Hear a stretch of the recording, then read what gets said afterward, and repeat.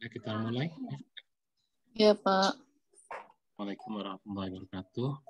Waalaikumsalam warahmatullahi wabarakatuh. Saya akan menghabiskan materi kita hari ini, sedikit nggak banyak. Nanti kita coba review materi dari awal sampai akhir untuk bahan UTS. Ya. Jadi saya rencanakan minggu depan kita tidak kuliah, ya, aja itu minggu tenang. Ini mudah-mudahan minggu depan itu.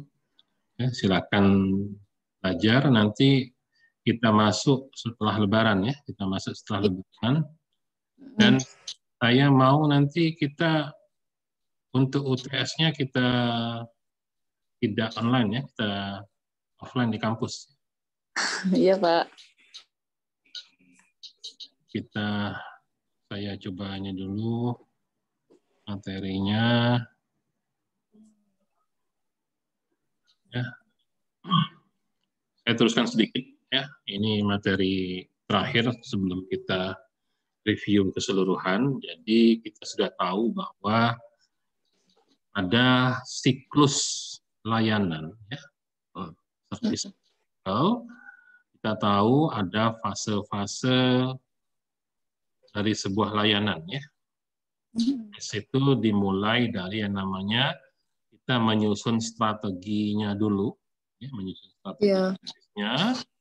Dari strategi kita buat desain atau rancangannya atau planningnya. Ya. Kemudian apa yang mau kita rancang pelayanannya itu tentunya harus kita persiapkan before and after, ya. Setelah, ya, sebelum dan sesudah daripada layanan itu sendiri. Ya. Tentunya sebelum masuk ke dalam layanan yang mau kita berikan, yang kita rencanakan, ya, harus ada fase transisi, fase persiapan untuk masuk ke layanan tersebut. Karena nggak mungkin tiba-tiba kita berubah yang tadinya mungkin sistem layanan kita ada layanan manual, terus tiba-tiba kita memberikan layanan berbasis teknologi IT. Itu bisa kaget pelanggannya, bahkan petugasnya juga bisa kaget. Ya, kalau sekedar kaget aja nggak apa-apa, takutnya nggak punya persiapan. Ya, jadi ada masa transisi, kalau sudah siap, baru ke operasi atau pelaksanaan dari layanan yang direncanakan. Nah, siklus ini ya selanjutnya akan berulang kembali, mulai lagi dari penyusunan strategi, kalau ada yang perlu diubah strateginya, dirancang ulang jika harus ada yang berubah, dipersiapkan perubahannya sampai dilaksanakan. Nah, proses ini disebut continual service improvement atau penyempurnaan layanan yang berkelanjutan. Improvement berarti penyempurnaan, service layanan continual berkelanjutan. Jadi, setiap satu siklus itu selalu harus lebih baik dari siklus sebelumnya. Harus lebih baik daripada siklus sebelumnya.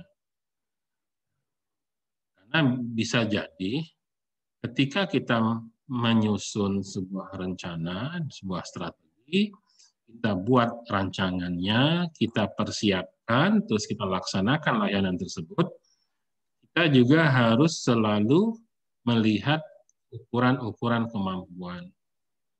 Jangan memaksakan diri melakukan sesuatu atau merencanakan sesuatu yang di luar kemampuan. Jadi lebih baik sedikit demi sedikit, tapi lalu berkelanjutan. Jadi konsepnya garis besar seperti itu. Kita akan masuk ke namanya bagian terakhir dari siklus ini, itu continual service improvement. Itu ada di bab 6.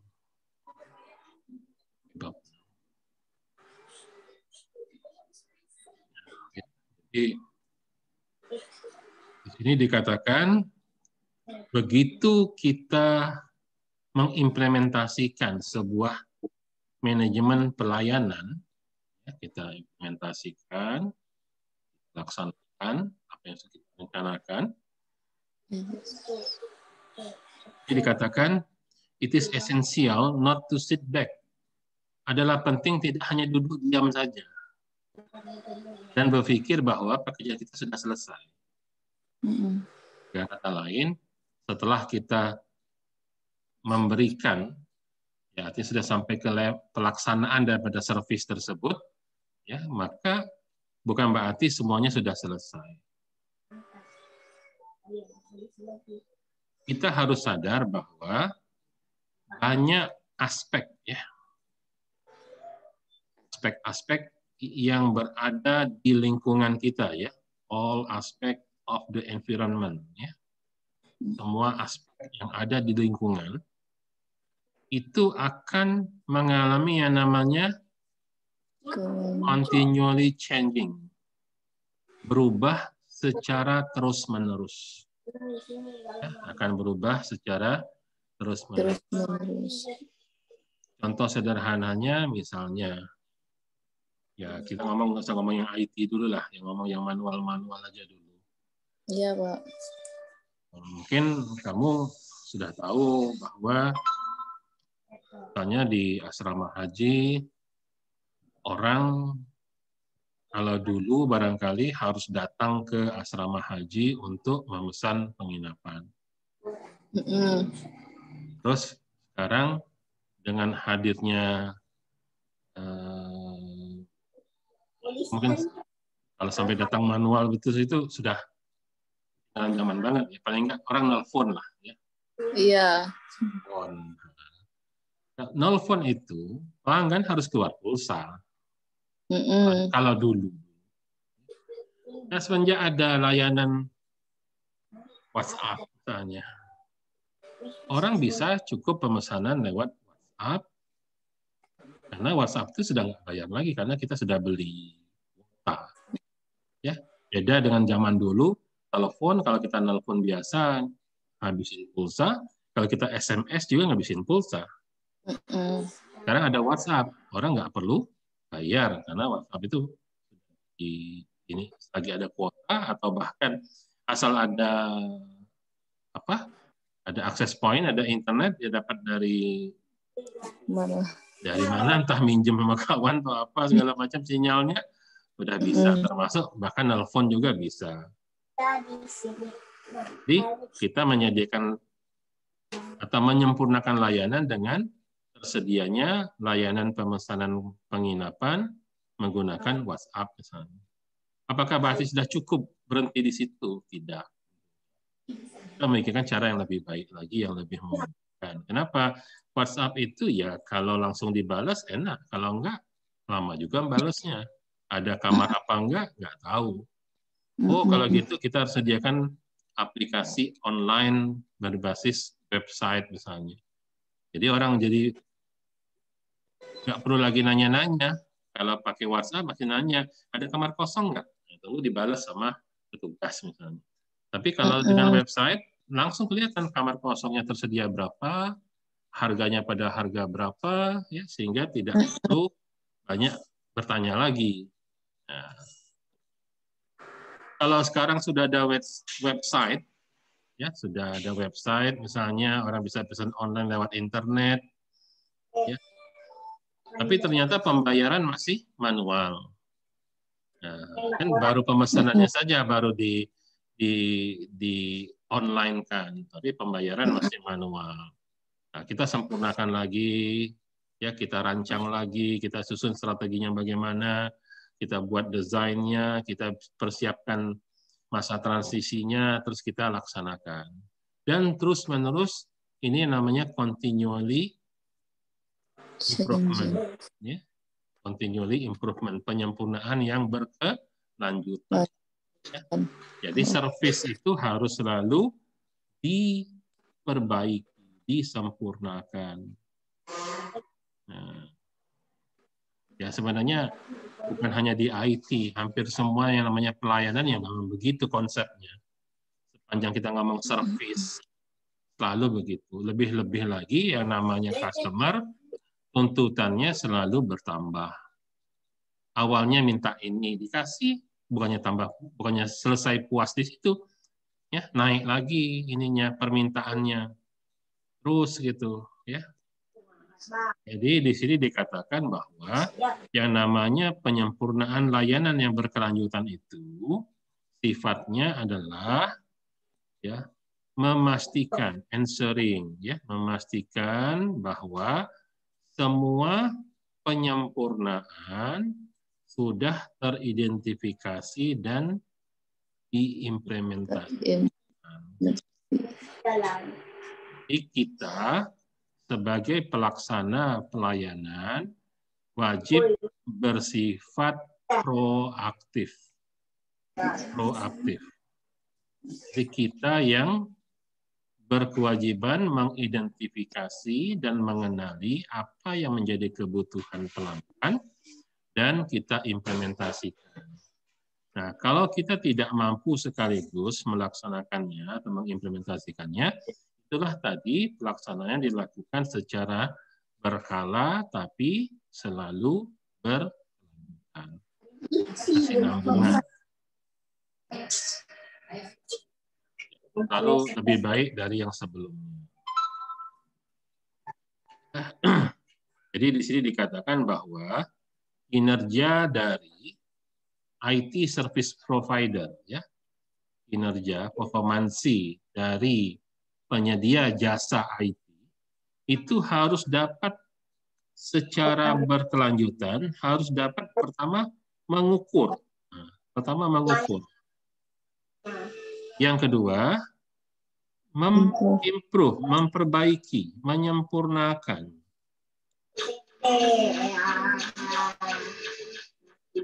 Apa yang dia ukur? Yaitu proses, service, dan infrastruktur.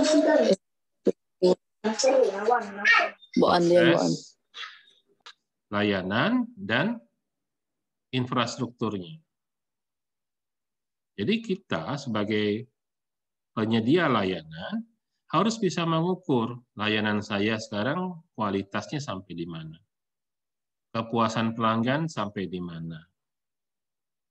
Ya, baik dalam hal prosesnya, dalam hal layanannya, dengan kita terjemahkan makna dari layanan itu apa, dan infrastruktur atau prasarananya. Harus diukur. Kalau sudah diukur, akan ada improvement atau penyempurnaan.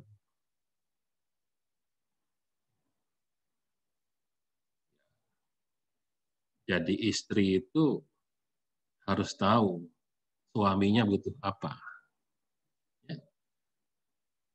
Soal makanan aja, soal masakan gitu, makanan. Kita ngomong servis, layanan. Kita layanan makan aja. Pertama prosesnya. Prosesnya baik apa enggak? Seberapa baik? Kalau dikasih nilai, nilainya berapa? Harus dapat diukur, measure. Ya. Kamu bilang, saya adalah calon istri yang baik karena saya jago masak. Seberapa jago masak? Ya, makanya memasak itu ada lombanya, seperti apa? Master Chef. Misalnya.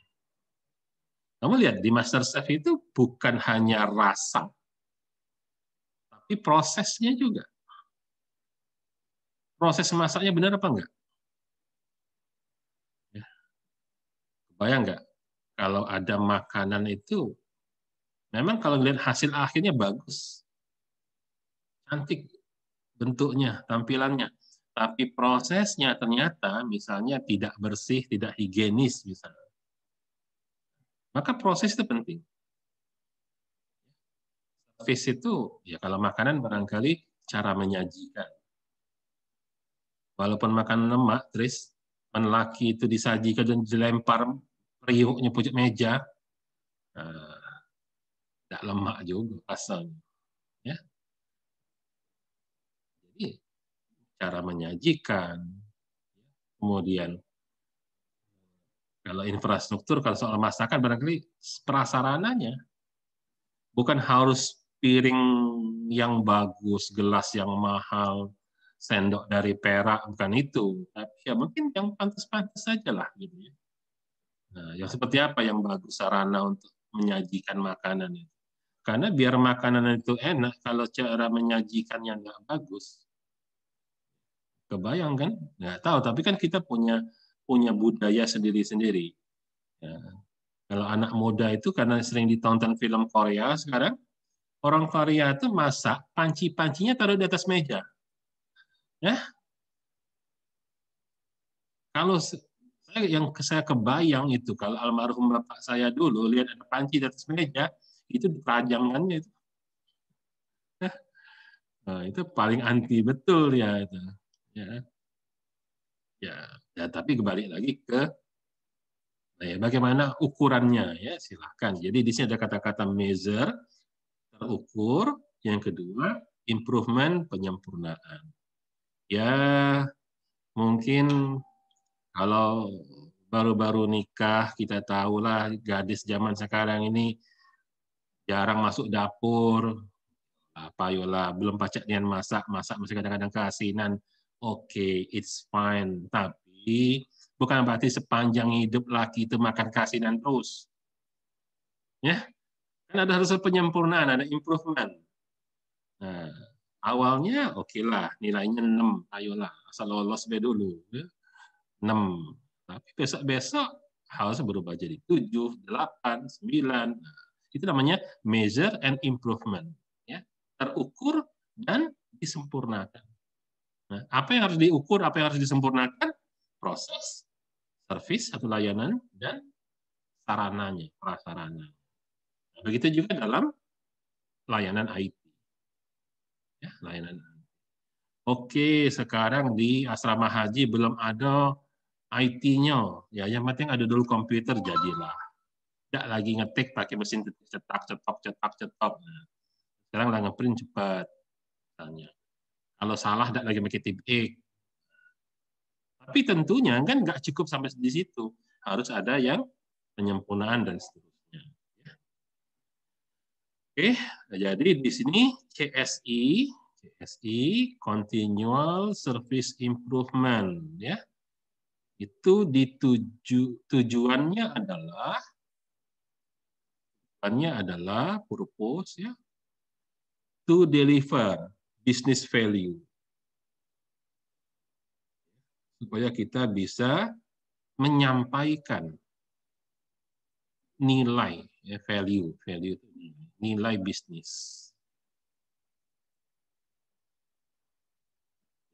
dengan cara memastikan bahwa pelaksanaan service management itu berkelanjutan sampai mampu ya, deliver atau memberikan apa yang diinginkan. Tapi inginnya itu, ini kita bahasa Indonesia ingin. Tapi bahasa Inggris itu ingin itu ada, kalau ingin yang paling rendah nilainya ingin itu want. Want itu ingin. Tapi ini menggunakan istilahnya desire. Desire ini sebenarnya kalau terjemahan hati harfiahnya itu apa? Inginnya tuh ingin sampai levelnya level berharap. Tapi harapnya bukan sekedar harap seperti harap nunggu gitu loh. Desire itu ya, desire itu inginnya itu sudah sampai pakai perasaan. Kepengen itu sudah sampai naik ke ubun-ubun. Paham ya dimaksud seperti itu tuh. Nah, nanti kalau punya suami sudah senyum-senyum, udah ngelirik, kadang-kadang dia main mato. Nah, lupuk lah gawe yang lain, tinggalkan dulu gawe yang lain. Turut dulu kena dia apa. Nah, itu sudah levelnya sudah desired itu. Nah, apalagi misalnya habis dinas keluar kota 2 bulan balik baru ketemu sama istri, nah itu lupa kok yang lain-lain dulu. Nah, ada kepengenan dia yang lain, nah, itu desired itu, inginnya tuh, levelnya sudah level naik ke ubun-ubun itu tuh. Nah, ya, misalnya maksud apa ya? Nah, jadi ada upaya proaktif, ya, sebelum pelanggan itu menyampaikan maunya apa, kita sendiri sudah berusaha untuk memperbaiki layanan kita.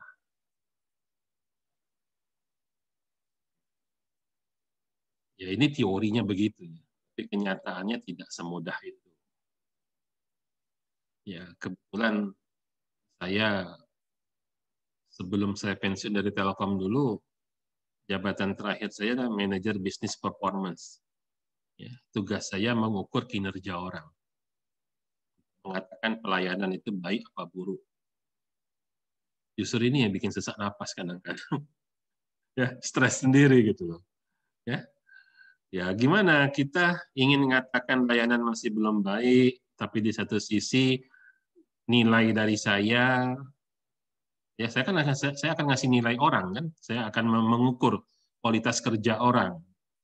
Nah, kalau saya nilai tidak baik, nanti contohlah kalau ada bonus dia bakal nggak dapat bonus, nggak dapat insentif misalnya, karena dianggap gagal. Misalnya.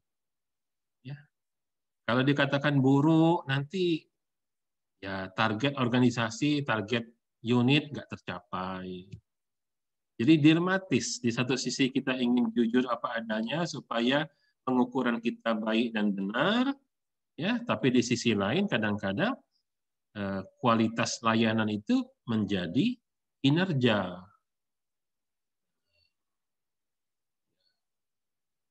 Misal saya manajer kamu, atasan kamu, ya. Terus saya katakan saya mengukur bahwa kualitas kinerja atau kualitas layanan kamu Tris tidak baik. Ujung-ujungnya nanti kalau orang bagi bonus, bagi insentif kamu nggak dapat. Nah, di satu sisi kadang-kadang yang ngukur ini sendiri dilematis gitu loh. Bahkan kadang-kadang seperti kita nyari musuh gitu. Nah, ya, jadi sebenarnya maksudnya itu tadi ya, kalau kita bisa melihat bahwa kalau kita secara objektif bisa menyadari bahwa pentingnya pengukuran kualitas layanan, tujuannya apa? Bukan untuk memburuk-burukkan, tapi justru untuk kita tahu apa yang harus kita sempurnakan. Ya. Gampangnya sederhana kalau kamu bercermin, duduk depan kaca, coba tanya pada diri kamu, yang harus di make up itu yang apanya? Kalau kamu pergi ke salon lah, katakanlah, kamu nggak pergi ke salon aja. Pergi ke salon, terus ditanya sama orang salonnya, Mbak mau apa? Mau perawatan apa? Bisa nggak kita tahu? Tolong bagusin yang mananya. Kalau saya jadi orang salon itu, terus saya bercerita, ya.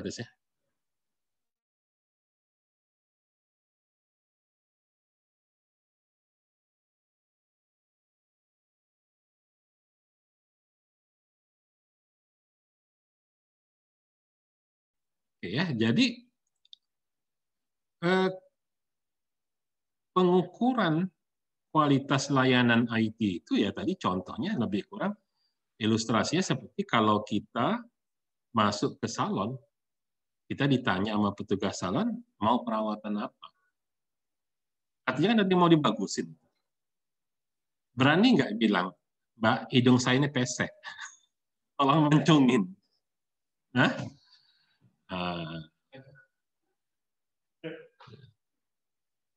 Berani nggak mengatakan bahwa ini kelopak mata saya ini nggak bagus gitu. Ini rahang saya ini terlalu lebar, minta ditiruskan gitu. Nah, seperti itu. Lebih kurang seperti itu. Ya, jadi yang namanya continual service improvement itu dimulai dengan mengukur secara berkelanjutan. Mengukur, kemudian diperbaiki, dibagus. Ada perubahan nggak? Itu tadi. Kalau bolak-balik ke salon tapi tidak ada nambah-nambah cantik, gawe nggak bisa dibuat. Harusnya ada perubahan dong mestinya. Dari yang terakhir datang ke salon dengan yang sekarang yang berubah ini oke, tambah bagus. Jadi bagusin lagi, dan seterusnya. Sampai ke level apa yang kita inginkan, yang desired. Ya, jadi kalau kita lebih detailkan lagi, beberapa tujuan yang menjadi target yang ingin dicapai pada fase CSI ini adalah satu, kita ingin mentelaah atau mereview bahasa Inggris. Mentelaah, menganalisa. Ya, mentelaah, review, kemudian analisa, dan membuat rekomendasi. Jadi kalau datang ke salon, terus bilang sama petugas salonnya, Mbak, tolong kira-kira saya ini bagusnya diapain? Jadi jangan tersinggung kalau si petugas salonnya bilang, itu tadi, hidung Anda ini kurang mancung. Jangan tersinggung, memang tugas dia mereviewnya. Terus dia analisa, ini masih bisa dibagusin loh Mbak. Nah, kita bisa apalah, orang Korea kan udah biasa itu namanya operasi plastik gitu ya. Jadi bintang Korea itu tipu semua, kalau cantik-cantik itu jelek semua aslinya gitu. Jadi tapi nanti dari hasil review, hasil analisanya akan muncul saran dia apa, rekomendasi. Di mana rekomendasi itu sifatnya adalah improvement, penyempurnaan, perbaikan. Apa penyempurnaan yang bisa dibuat? Karena tidak selalu improvement bisa dibuat. Terkadang udah pol istilahnya, udah maksimum, nggak bisa lagi diapa-apain, ya udah terima aja gitu loh. Ya. Itu yang pertama. Yang kedua adalah kita punya target. Kita punya target. Kita punya target. Nah, terkadang targetnya tidak selalu sekali dapat, lalu sekali bisa diraih.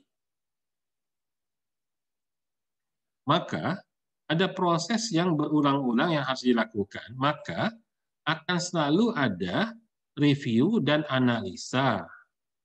Review dan analisa. Apa yang direview, apa yang dianalisa, yaitu level, tingkat yang sudah dicapai, level achievement. Ya, tentunya kan kita sedang bicara tentang service, levelnya ini adalah level service.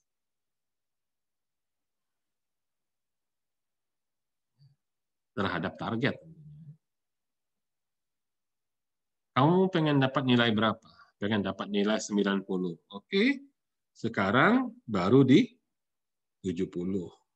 Berarti harus ada usaha sekian banyak lagi usahanya untuk menaikkan dari 70 jadi 90. Nah, kalau kita nggak tahu, kita ada di level mana, kita nggak tahu seberapa kuat upaya kita harus dilakukan untuk penyempurnaan tersebut.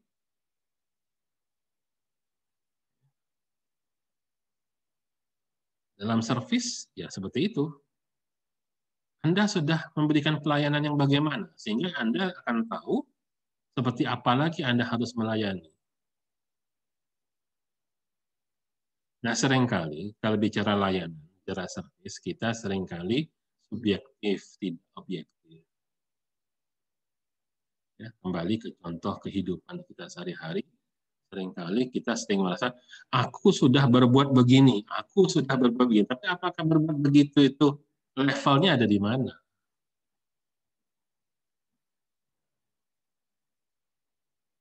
Aku udah capek kerja, semua sudah kulakukan, tapi kualitasnya seperti apa? Tahu nggak? Ya, jadi perlu kita mengerti kita ada di level mana. Itu akan dibandingkan terhadap target kita. Ya. Yang ketiga adalah mengidentifikasi atau mengenali.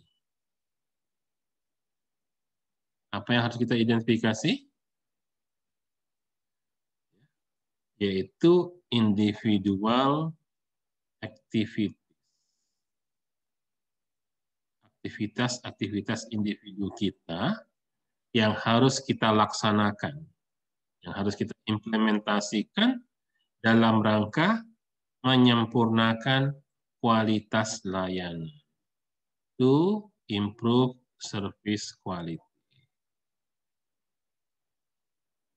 Ya. Namun tidak hanya sebatas kualitas layanan, juga bicara tentang efisiensi dan efektivitas dari layanan.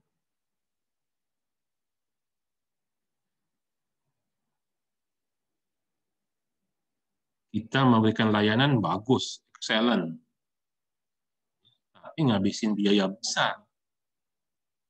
Ya, nggak bagus juga namanya. Karena tidak efisien. Yang baik itu kualitas baik, tapi biaya murah. Jadi perlu dipikirkan. Jadi kalau kualitas baik harga tinggi, ya biasa, nggak istimewa. Kalau kata orang Jawa, wis wayai. Sudah seharusnya begitu. Ya. Jadi kalau hotel bintang 5, ya, dengan harga semalam penginapannya bisa sampai puluhan juta semalam, terus kualitas layannya bagus, ya wajar, nggak istimewa. Sudah seharusnya demikian. Bagaimana caranya sebuah penginapan yang mungkin hanya setingkat kelas melati, tapi mampu memberikan kualitas layanan sekelas hotel bintang? Harga boleh harga melati, tapi layanannya seperti hotel bintang. Itu baru namanya efisien dan efektif. Nah, jadi di sini apa yang harus dilakukan? Itu harus diidentifikasi, harus ditemu kenali ya bahasa Indonesianya identifikasi itu. Supaya nanti bisa dilaksanakan. Ini bicara tentang efisiensi, sudah tentu untuk memperbaiki efektivitas biaya. Nah, improve cost effective of delivering IT service. Ya, jadi kalau IT-nya layanannya bagus dengan biaya rendah, nah itu baru. Dan terakhir, supaya dapat menerapkan suatu metode, metodenya adalah metode untuk manajemen kualitas yang dapat mendukung aktivitas-aktivitas penyempurnaan yang berkelanjutan.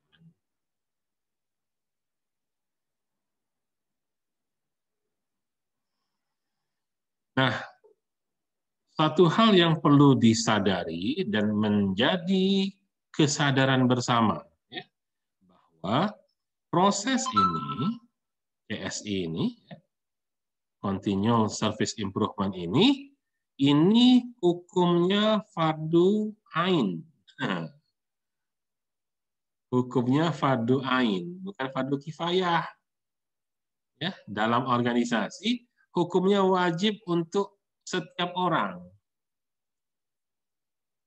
Jadi ini bukan sekedar tugas seseorang atau tugas satu unit bagian saja.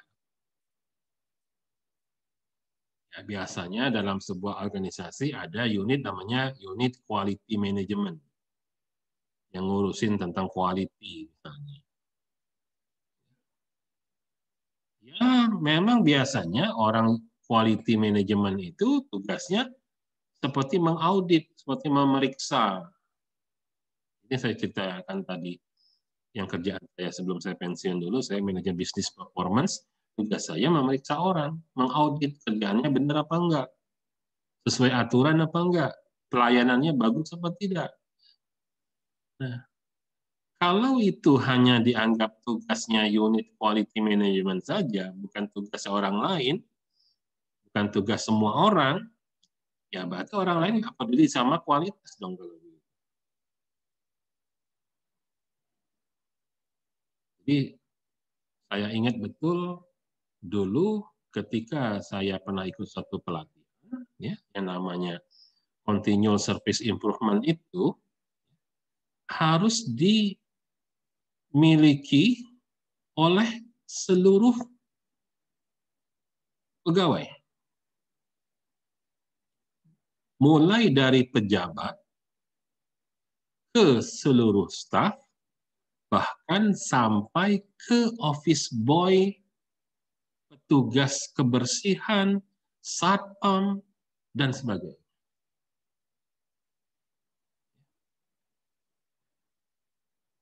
Saya dulu kerja di Telkom. Telkom itu adalah perusahaan yang bersifat pelayanan. Kalau kualitas layanan hanya dimiliki oleh pimpinan saja, atau oleh unit bagian saja, nggak sampai ke semua orang, maka kualitas layanan Telkom pasti akan buruk. Bahkan misalnya, seorang office boy, bahkan seorang, dalam tanda kutip nih, tukang bersih WC misalnya, petugas kebersihan, dia nggak peduli tentang kualitas layanan untuk selalu jadi lebih baik. Ya. Saya pikir pelanggan datang ke kantor Telkom, pengen ke WC, pasti ketemu WC yang kotor, yang airnya nggak keluar, yang baunya pesing di mana-mana misalnya. Ya. Makanya kadang-kadang kalau kita lihat sekarang di mall, di bandara, di kantor-kantor yang ya perusahaan-perusahaan yang bonafit gitu, kita masuk ke WC-nya bahkan kita disuruh kasih komentar. Gimana? Anda puas apa tidak dengan layanan WC ini? Ya biasanya suka kalau yang sudah elektronik disuruh mencet, nanti ada emoticon senyum, senyumnya semeringah atau senyum biasa-biasa atau malah mukanya cemberut. Kan ada gitu kan? Itu sebab ya coba kalau yang saya tahu Bandara Palembang sih kadang hidup kadang enggak itu alat itu, ya. Tapi kalau Bandara Jakarta terutama Terminal 3, kemudian Bandara Medan yang saya sering ini, itu selalu ada gitu. Itu menjadi ukuran kinerja tugas kebersihannya. Jadi kalau ada orang yang tidak puas dengan kualitas layanan kebersihan WC di bandara, itu si petugas dipanggil. Kenapa orang nggak puas?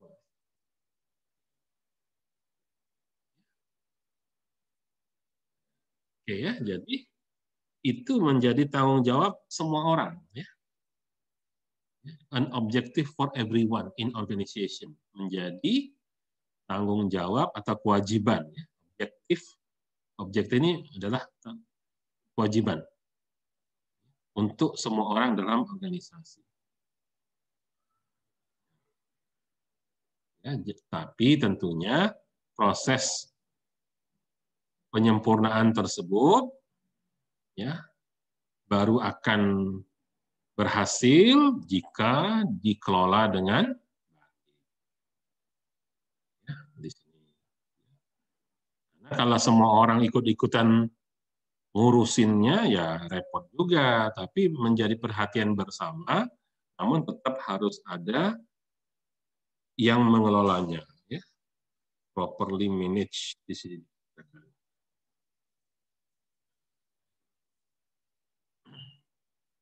Penanggung jawab utama tetap harus ada.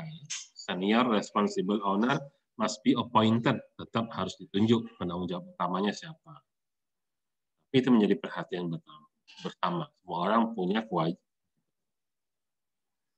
Ya, nah sekarang ruang lingkupnya, di mana tempat kita melakukan yang namanya penyempurnaan layanan yang berkelanjutan itu. Ya, di sini dikatakan is applicable across all stages of the service life cycle.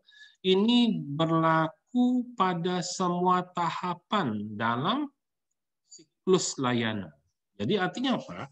Yang namanya proses penyempurnaan itu ada mulai dari penyusunan strategi, penyusunan desainnya, proses transisinya, sampai ke tahap operasionalnya tadi. Ada semua, perlu dikaji semua, perlu dievaluasi semua, perlu diukur semua, dan harus disempurnakan atau diimprovement.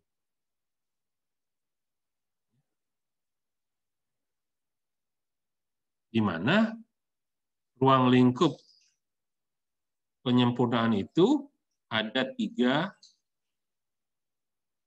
area utamanya.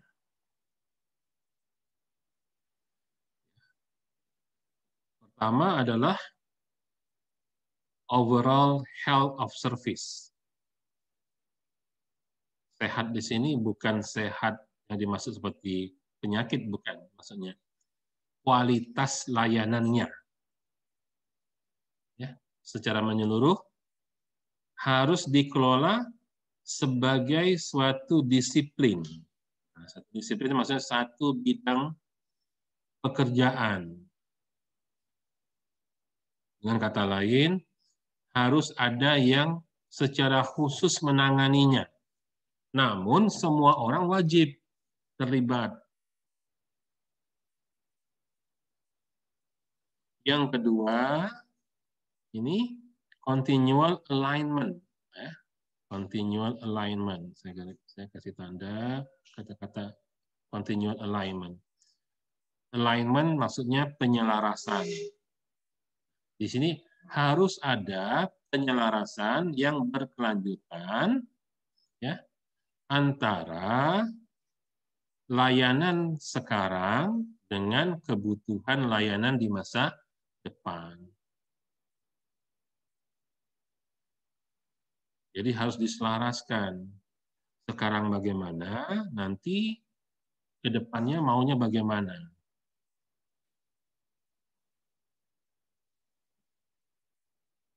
Dan yang ketiga, kita harus memperhatikan yang namanya maturity of the enabling IT process.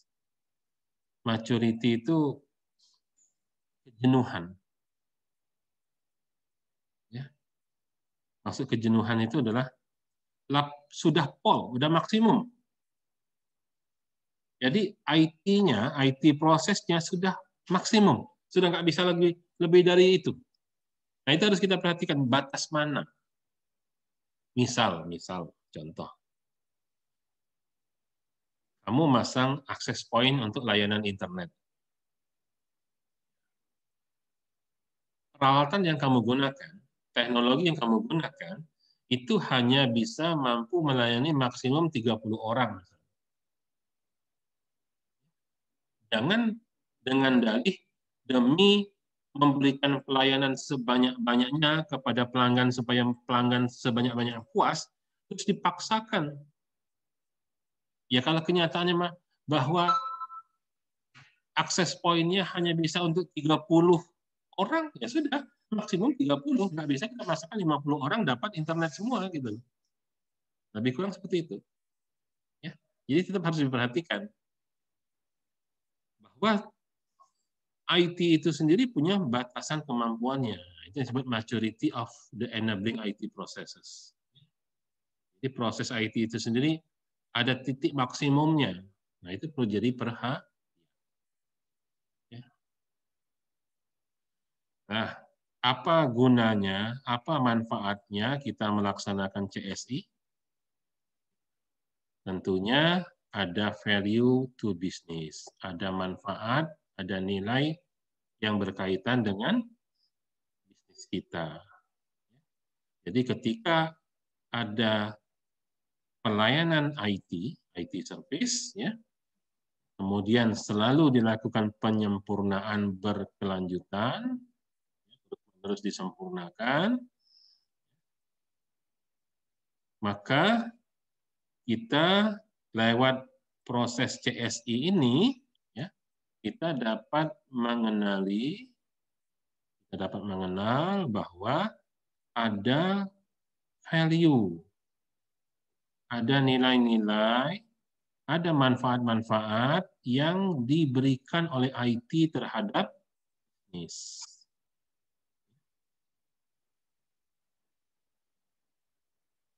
Yang dapat direalisasikan, yang dapat diukur tentunya.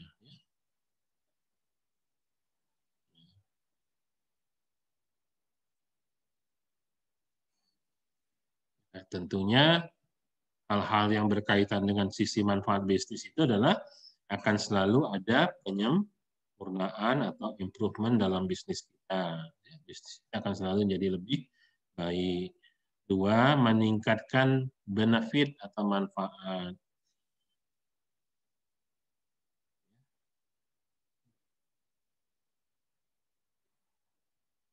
Kalau bisnis, benefit itu ukurannya adalah revenue, keuntungan. Makin baik kita memberikan pelayanan, disempurnakan terus pelayanan kita, maka manfaatnya adalah keuntungan perusahaan akan jadi lebih tinggi, lebih besar. Ya. Pengembalian investasi menjadi lebih cepat.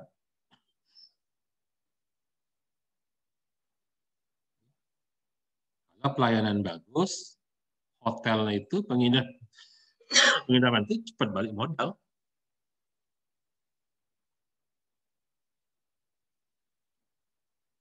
Nah, mengapa bisa cepat balik modal? Karena value on investment-nya semakin tinggi. Ini selalu berkaitan. Value on investment. Manfaat nilai yang bisa diperoleh dari investasi.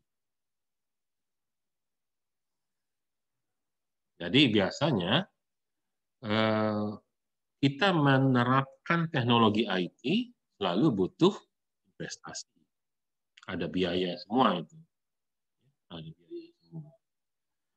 Ya, namun semakin baik kualitas layanan kita, maka nilai investasi kita pun akan semakin tinggi. Semakin tinggi, maka akan memberikan keuntungan semakin besar. Pengembalian modalnya makin cepat. Karena bisnis kita makin baik. Saya pikir itu yang penting-pentingnya, ya. Jadi kalau kita lihat secara keseluruhan, kita bisa coba. Nah, jadi di sini ini pelaksanaan bagaimana kita mengevaluasi kualitas layanan kita secara berkelanjutan.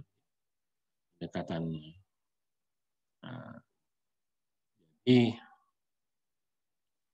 secara umum kita bisa menggunakan pertanyaan bagaimana kita bisa selalu memanfaatkan kesempatan yang ada.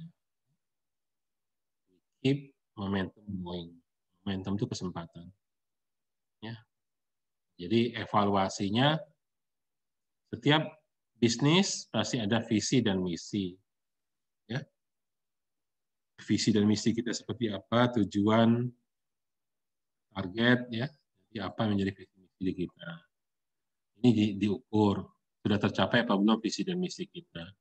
Mau pergi kemana, ini jadi target juga, visi dan misi kita itu. Nah, sekarang kita berada di kondisi yang seperti apa. Nah, mungkin visinya, asrama haji akan menjadi tempat penginapan yang paling apa gitu. Terserah, palingnya paling apa gitu. Nah, itu kan visi namanya. Tapi biasanya visi itu ngomongnya 20 tahun, apa 25 tahun lagi. Asrama Haji Palembang akan menjadi pusat pelayanan terbaik se-Sumatera tahun 2050. Ya nggak apa-apa. Visi itu memang dia buat jauh. Nah sekarang kita ada di mana? Where are we now? Sekarang kondisi kita bagaimana? Ini. Jadi kita bisa tahu kan kondisi sekarang dibandingkan apa yang menjadi cita-cita. Tentunya ada gap, ada kesenjangan. Nah, kesenjangan itu tentunya harus bisa diukur. Ya, kalau kita nggak tahu ngukurnya, ya gimana? Kamu berdiri di sisi sebuah parit.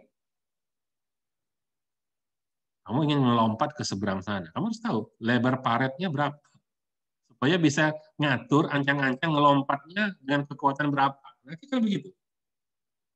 Sebab kalau nggak, kita nggak pernah sampai ke seberang sana. Baru kita pikirkan how we do get there. Bagaimana cara kita sampai ke seberang sana. Dan terakhir, apakah kita sudah sampai seberang? Ketika kita sudah berusaha.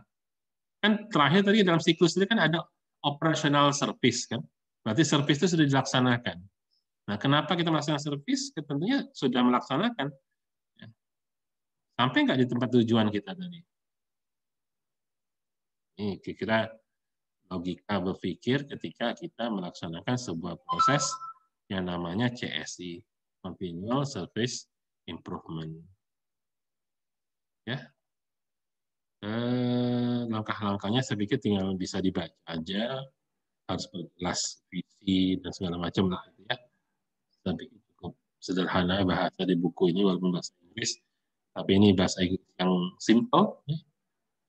Kalau dimasukkan ke Google Translate gampang, nggak sulit untuk paham. Oke, saya pikir itu materi terakhir kita tentang continuous service improvement. Jadi sekali lagi saya mau mengevaluasi apa yang sudah kita pelajari ya. Jadi kalau kita lihat di materi kita ya, di materi pertama kita bicara tentang definisi service management ya. Sebagian ini sudah saya jadikan soal untuk kuis yang lalu ya.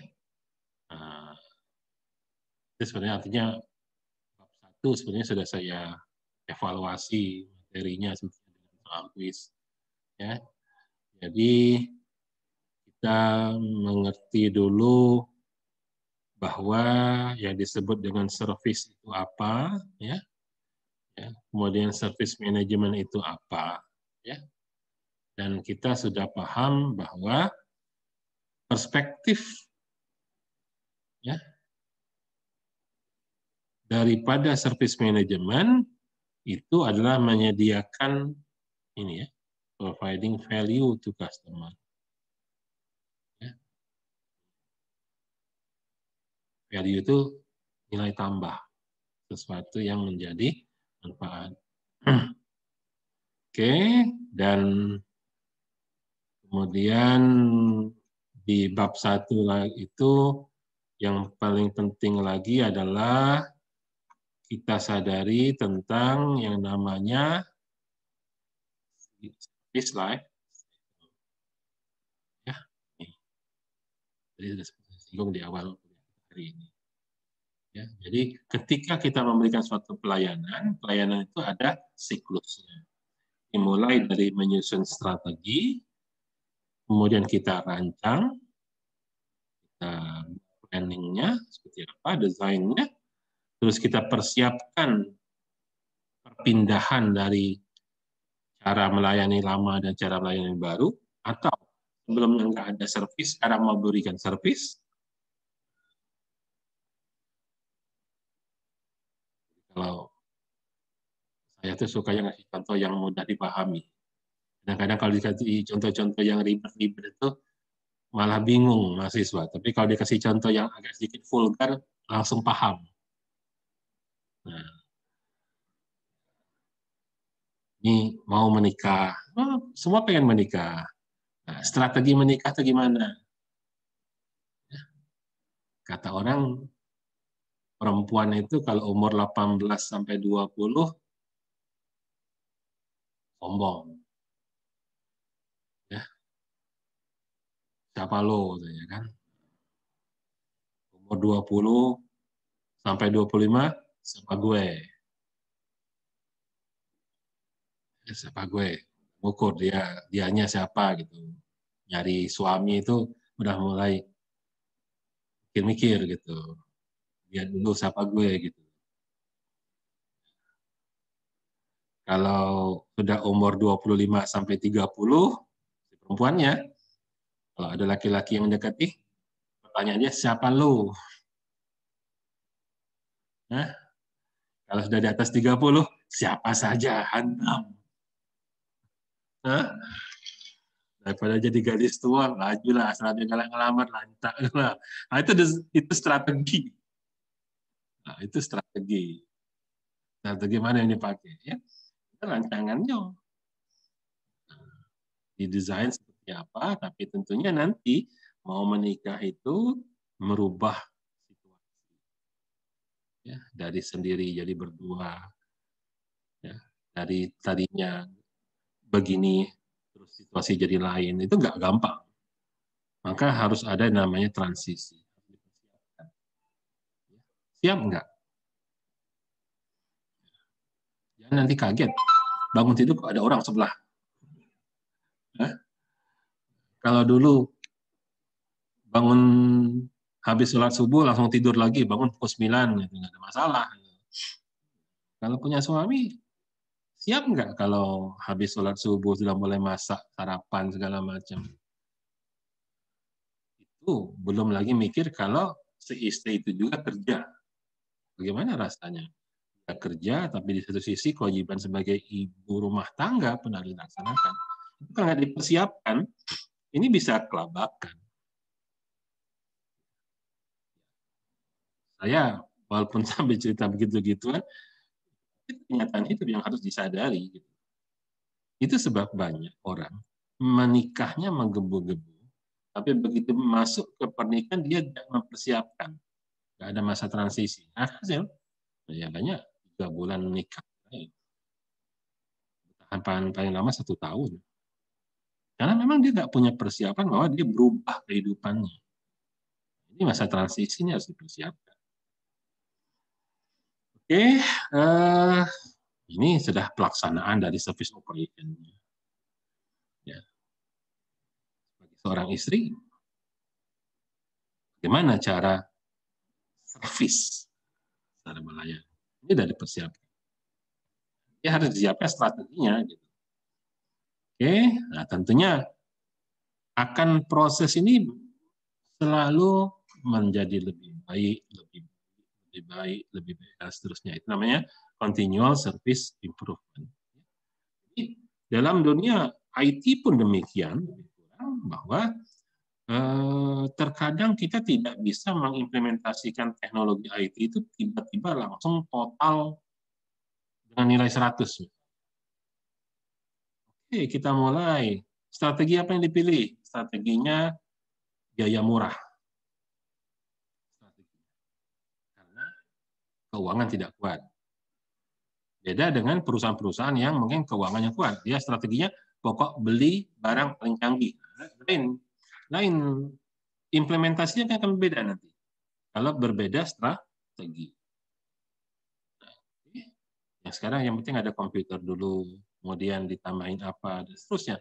Proses itu akan selalu berlangsung secara siklus. Ya. Jadi dari strateginya disusun, dibuat rancangan servisnya bagaimana, dipersiapkan transisinya, terus dilaksanakan dalam service operation. Habis itu dikaji, dievaluasi. Apa yang harus disempurnakan, disusun lagi strateginya. Dibuat lagi rancangannya. Disiapkan lagi perubahannya, dilaksanakan. Habis itu dievaluasi lagi, diukur tadi kan, improvement dan seterusnya. Oke, saya pikir ini materi di bab 1 yang perlu dipahami konsepnya. Selain definisi-definisi adalah pemahaman siklus ini. Ya. Nah, berikutnya adalah kita masuk di bab 2, itu adalah penjelasan detail satu persatu dari setiap fase tadi. Ya. Strategi itu ngapain aja, apa yang disusun dalam service strategi, ya, apa yang harus jadi pertimbangan, ya, tentunya di sini adalah risiko yang perlu dijadikan pertimbangan, karena tidak semua service itu bisa berhasil dengan baik. Jika gagal bagaimana, ya, jika tidak berhasil tidak bisa bagaimana, dan seterusnya. Itu namanya risiko. Ya. Faktor strategi yang perlu dipertimbangkan di sini ada 4P, perspektif, position, plan, pattern. Ya. Sudah kita bahas semua itu. Ya. Berikutnya masuk ke tahapan fase yang kedua, yaitu apa yang tadi menjadi strategi, mulai kita susun detailnya, kita susun rancangannya. Ya. Apa saja yang harus ada dalam rancangan?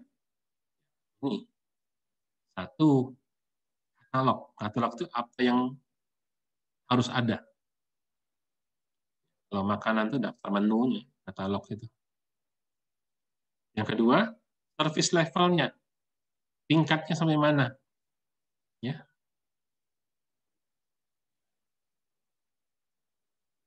Kalau apa namanya? Sebelah itu kan ada level pedas. Level 0, level 1, level 2, level 3. Nah, itu sebelah aja ada levelnya. Ini service ada levelnya juga. Ada tingkatannya. Capacity, sejauh mana kemampuan kita. Kapasitasnya. Dan seterusnya. Ya. Ini semua ada di desain yang harus disiapkan. Nah, kalau sudah tahu apa yang bakal kita desain, masuk ke fase yang ketiga, yaitu fase transisi. Ya. Tadi seperti saya katakan, saya berulang-ulang katakan bahwa fase ini fase di mana kita menyiapkan segala sesuatunya agar semuanya siap. Siap atau ready untuk melaksanakan. Jangan terkaget-kaget ke kita service itu diimplementasikan. Kalau kita butuh pelatihan, kita siapkan dulu pelatihannya. Ya. Kalau kita butuh nambah orang, kita siapkan dulu rekrutmen pegawainya. Ya, sebelum layanan IT itu diimplementasi. Ya, dan sebagainya lah. Ya, kalau perlu renovasi ruang, ya renovasi. Jangan sampai nanti datang komputer, datang peralatan, datang apa, tempatnya belum ada. Ya. Kan di transitions. Kemudian berikutnya adalah masuk ke fase di mana kita mengimplementasikan service yang sudah direncanakan, yang didesain sebelumnya. Kata kuncinya adalah yang namanya pelaksanaan, ya, service operation, harus mampu memberikan sebuah value terhadap bisnis.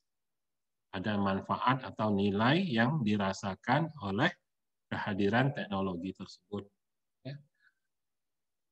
Karena secara gampangnya kita secara gampangnya menyediakan layanan IT itu butuh biaya. Ya, butuh biaya. Jangan sampai sebuah bisnis mengeluarkan biaya besar, tapi hasilnya tidak ada manfaat. Nggak ada yang lebih baik, nggak ada perubahan yang lebih baik dari hadirnya teknologi. Ya, kata kuncinya itu di sini itu adanya value service operation. Ya, ada di sini ya. Value service operation. Ada di sini. Jadi ketika kita mengimplementasikan, maka perlu ada yang namanya value service operation. Dan yang terakhir yang kita bahas tadi, bahwa semua fase, mulai fase pertama yaitu penyusunan strategi, fase kedua penyusunan rancangan, fase ketiga persiapan transisi, dan fase terakhir yaitu implementasi atau operation daripada service yang sudah kita buat, itu wajib dilakukan yang namanya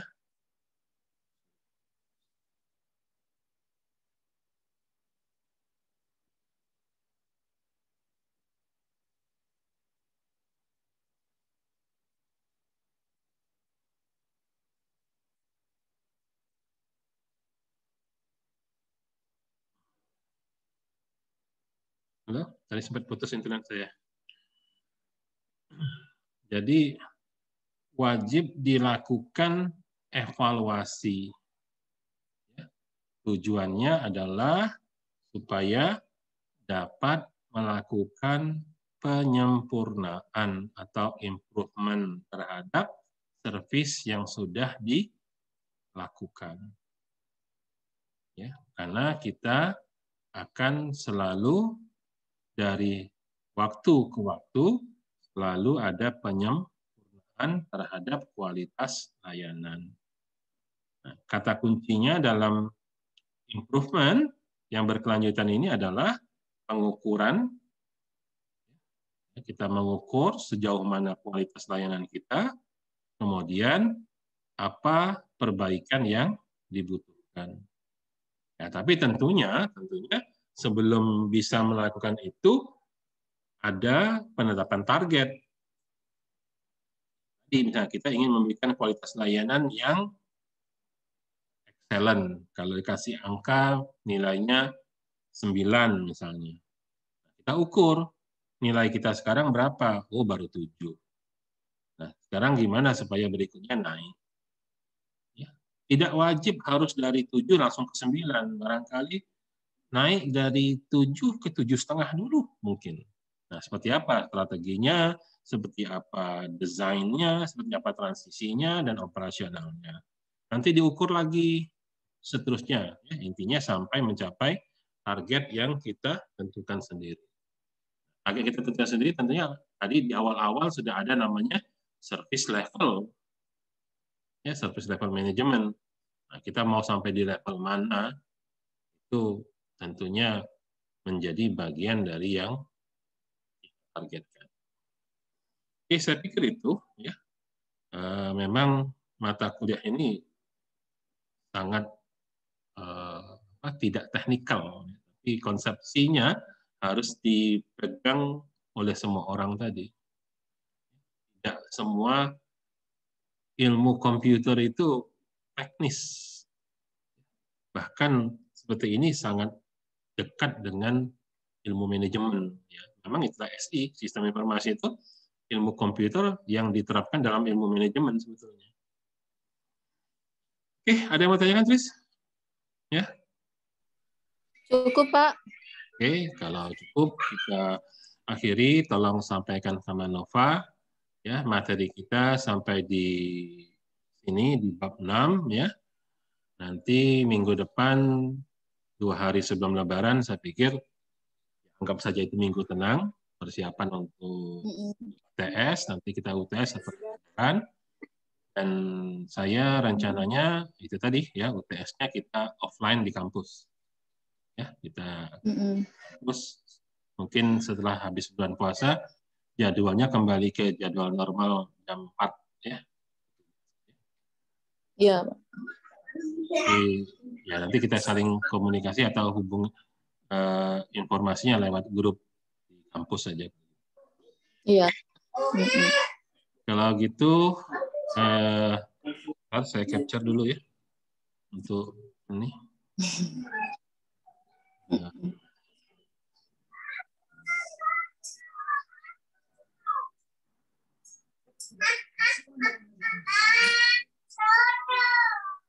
Materi itu. Oke,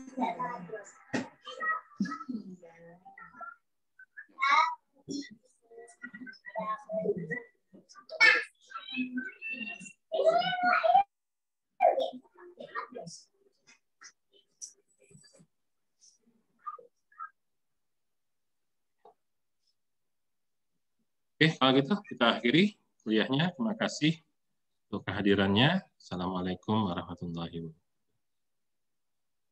Waalaikumsalam warahmatullahi wabarakatuh.